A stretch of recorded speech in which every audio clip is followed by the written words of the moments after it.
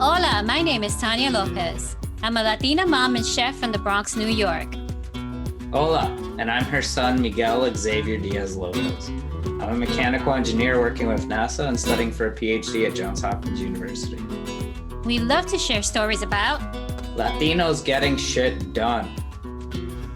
Hello, everyone, and welcome to More Than Rice and Beans. Today, we have a very special guest. Her name is Catherine, Cat for short. And we're very excited that she's part of the podcast today. She's going to talk a little bit about her life, her struggles, and what she's doing right now. We're so curious because she's been through a lot, and I'm sure she has a lot of great stories to share with us. Catherine, how are you? And thank you for being a part of this. Hi, I'm happy to be here, and please call me Cat, please. Oh, Cat. Yes. I love Cat. Yeah. All right. So I'm so excited that you're here, and most of all because you are 100% Puerto Rican. Am I right? Raised in New York. Absolutely, in Brooklyn, New York. Oh my God! So you're Nuyorican, just like me. 100, Nuyorican. Oh, you also have a Nuyorican coquito, right? Yes, I do. Wow, almost forgot about that. How could I? I know, because it's not that time of year, but you tend to forget when it's not the season. That's the thing. Yeah. It's always the time of year if you want some festivities. So that's true. And sometimes when you're just like really sad and miss your family, why not drink coquito? Yeah, just make some coquito. It cures depression. No, but last weekend, was it last week? Yeah, last weekend was the Mark Anthony concert, the virtual one. I had to make a bottle. We had a bottle. Yeah, exactly. It's perfect. And we had a medalla. Like, it's not a party without those things. You know what I'm saying? Yeah, exactly. So tell us a little bit about yourself. And I know that this podcast really has, it's a little bit about how we came out of a very difficult situation, challenges and struggles, and then how we overcame them. So tell us a little bit about you and how you grew up in the U.S. and what were your struggles. And if you didn't really have any struggles as a young person, what did you have any struggles later on, and how did you overcome them? That's a whole lot to talk about. Okay. Yes, I know. Well, let's stick to the most important ones, because we want our listeners to know that there is hope. Of course there is. There's always light at the end of the tunnel. No matter how long that tunnel is, you'll get there. But okay, so growing up in New York, in the U.S., I had a fairly good life. My parents were together for about 5 years in my life, which is totally fine with me because they weren't very happy together, if I can say that. So they were happier apart, which made me happier, Yeah. And I had a great mom who worked her butt off to make sure my sister and I had everything that we needed. Maybe not everything we wanted, but everything we needed for sure. She set a great example because both my sister and I are very hard workers and we value money. We don't take it for granted. We value everything that we have in life as well. We're not those kind of people that are just spoiled and like, oh, I have everything I need and want, whatever. I make a lot of weird voices. Forgive me. I love it. You can make a lot more. And hey, we're Nuyorican, we can even talk really loud and scream. It's okay. Wepa, if we could do that, watch out. Porque por ahí viene.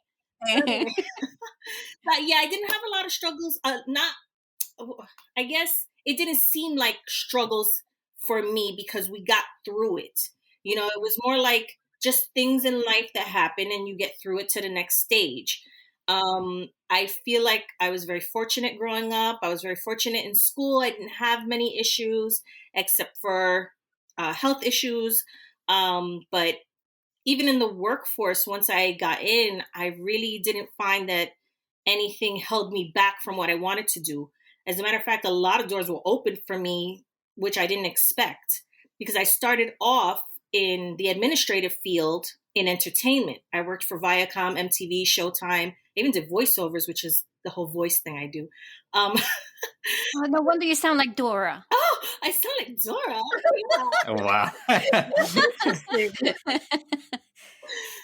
But yeah, so my career started there, but I wound up deciding out of nowhere that I wanted to go into catering. I had zero experience in that, but I always had a passion for food. And I always watched PBS with Daisy Martinez, with Jacques Pepin, with, Lydia Bastianich. So that was before Food Network. I thought, I gotta be able to do this. I have no idea how, but I guess me putting that out into the universe opened those doors, and I wound up getting into catering as a coordinator, but getting into it, which also led to event planning, which was something else I didn't know you could get paid for doing. I just like decorating stuff and making stuff look pretty. So, like I said, I don't see how being a Latina for me had any issues. I always was very fortunate to have things go well for me. My biggest issue was always my health, unfortunately. Yeah, I definitely understand, because I know a lot of people who really didn't have very tough struggles. They were able to manage it in very different ways, and some people just learn to just brush it off, and just continue whatever it is. And I had a mindset where if I went through something and it just really impacted me very strongly, I would be like, okay, that person is out of my life, or I just have to continue, because if I don't continue, I'm not going to survive. And for me, my mentality was, I need to survive. I need to survive this jungle, jungle. So, and then there were things I just wouldn't, like we say in Spanish, coge la pecho. Like, Right. it's like, ay, olvídate, ya se acabó, brush it off, vamos para lo otro. And, and that mentality actually helped me out a lot. So I can definitely understand that. You said you had some physical challenges, and what were they? And can you tell us a little bit about them and how you overcame them? Sure. So in 2008, I was diagnosed with autoimmune disorder. They put it under the umbrella of lupus, and also, what is it called? Undifferentiated connective tissue disease, which is where your immune system attacks the tissues that protect your organs. So slowly, it eats away at those tissues to destroy your organs. So my body hates Oh itself, my is what it's goodness. telling me, right? Mm-hmm. I didn't know about it most of my life, but I know that I had the symptoms growing up, because it was fatigue, easily bruising, rash on your face, which I always had. Anyway, there were a bunch of symptoms that I ignored, just thinking it was either just my diet or just stress or what have you. But it was more than that. And I didn't find out until my early 30s. And unfortunately, it started to get worse before it got better. I went into remission for a few years. And then in 2018, it came back. And it came back really hard. It attacked my central nervous system. I wasn't able to walk, I wasn't able to speak, and I wasn't able to do what I love, cook or do parties. It was just really devastating, because I had no idea what was happening. I thought that was the end. I didn't know how I was going to get past that. But my boyfriend, he's a big believer in natural remedies, and he put me onto the whole holistic lifestyle, and he introduced me to a holistic doctor. If I could just plug him real quick, you could edit it if you want to. But Dr. Kelman, Raphael Kelman, he is a lifesaver. He brought me back to who I am today. Just making all these plans with treatments and supplements and vitamins. At first, I was real skeptical, like, what? This is all crap I could get at the pharmacy. How's this going to help me? But sure enough, it did. It took a while, Mm-hmm. because it takes a little bit longer than traditional medications do, but there's no side effects. And that's the best part of it.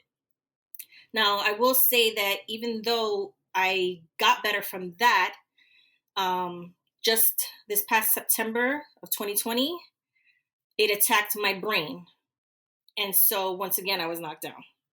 Oh my God. But I bounced back much faster, because it's not even a year. And here I am, able to speak again, able to walk and dance and do all the things I love to do again. Wepa, girl. Yeah. Wepa. Let me tell you, it's Dios amazing. mío. Woo! That's beautiful. Oh, okay. That gave me goosebumps. And how does an experience like that? I mean, even when it attacked your brain, how does that like change? How did that change your perspective on things? I mean, how does it change my perspective? The only thing I can say is that I fully, wholeheartedly believe in holistic remedies. I also believe that I shouldn't wait on anything anymore, as in life. If I want to do something, I'm going to do it. I'm not going to let anything stop me anymore, because I don't know if anything is going to happen. Not that I want to think pessimistically, but realistically. At any point in time, it could attack something else. And that's going to put a pause on my life. And so every time there's that pause on my life, I'm fighting so that we could go back to play.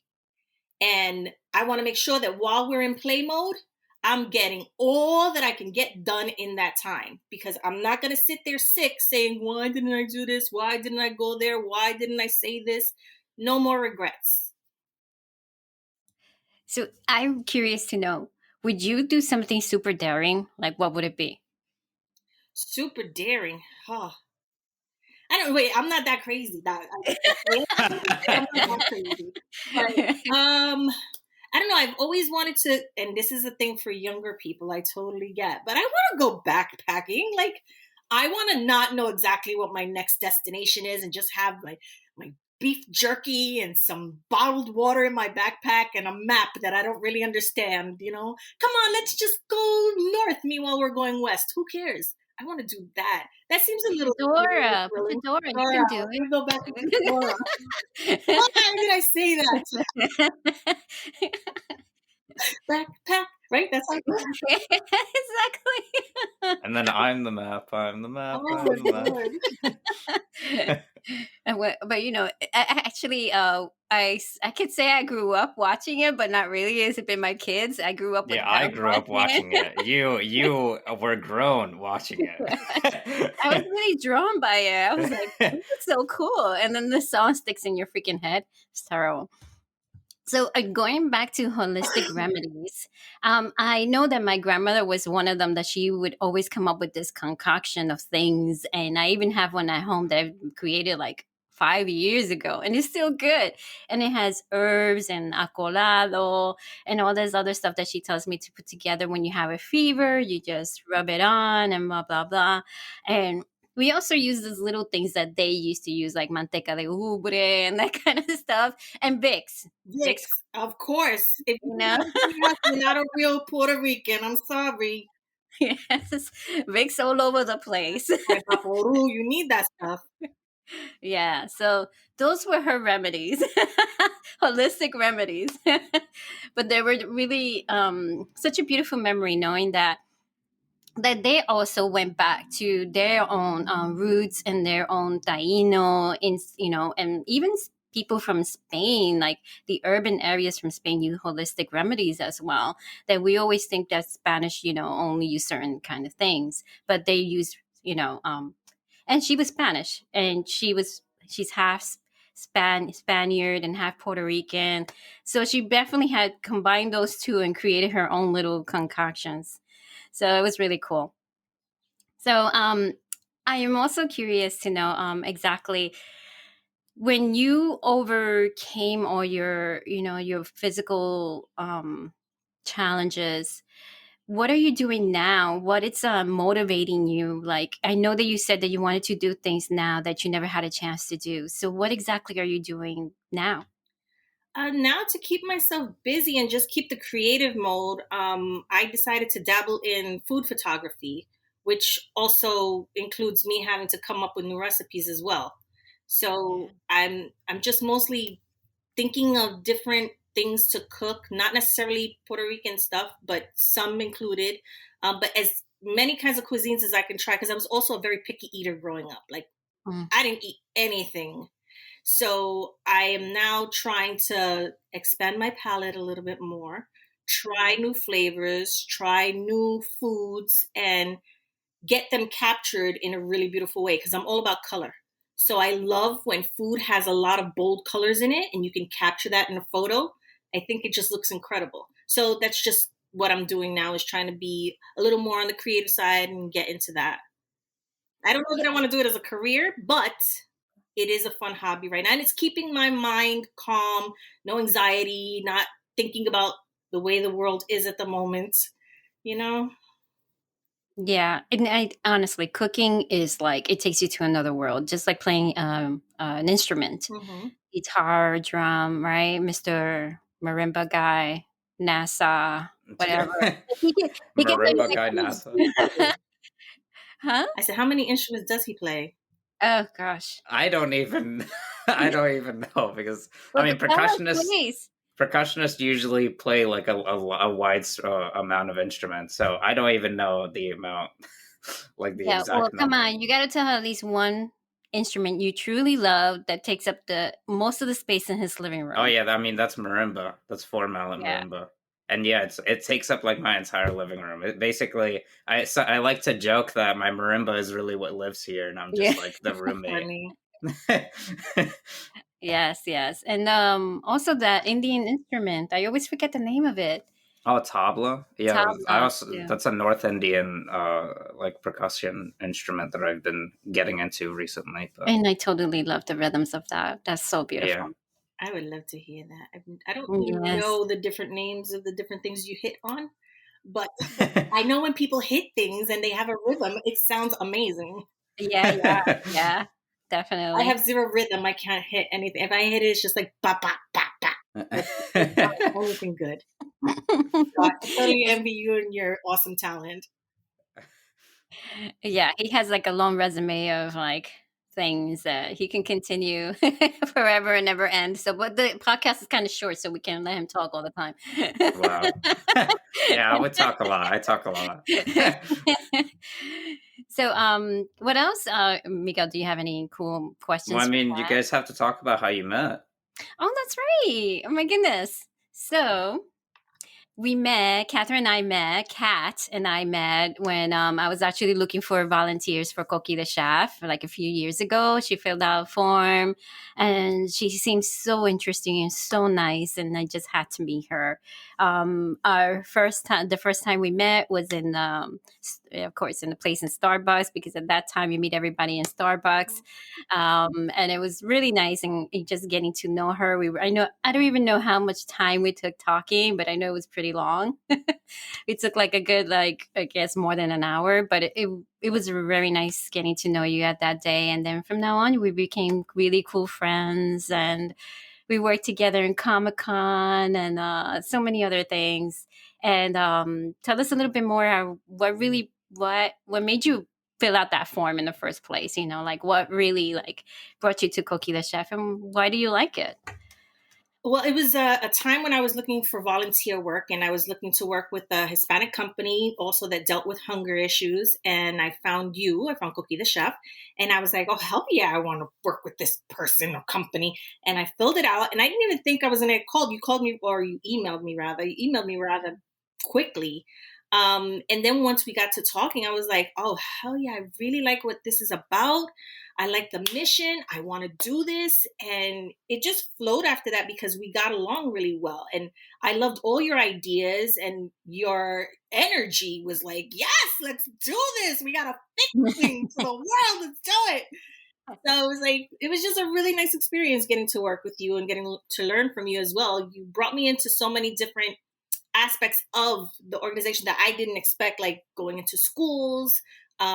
We did health first. You just gave me a lot of opportunities to get to know different areas of what you were trying to achieve. And I really, really enjoyed that. And I still enjoy seeing everything you're doing, even though I'm not exactly part of it again.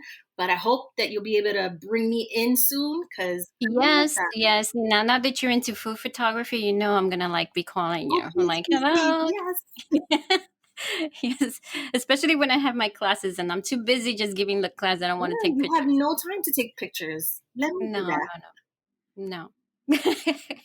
So this has been so amazing, Catherine, and getting to know you, getting to actually know different things about you again, because I know we haven't spoken in a while. So I sorry that it had to be through a podcast, but I just knew that in my heart you had a beautiful story to tell, to give people hope and to move people along.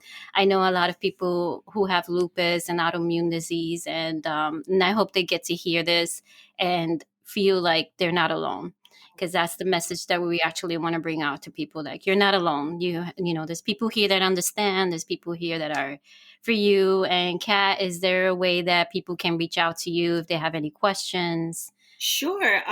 You can find me on social media on Instagram at the Cat Feliciano, or you can email me, catfeliciano@icloud.com.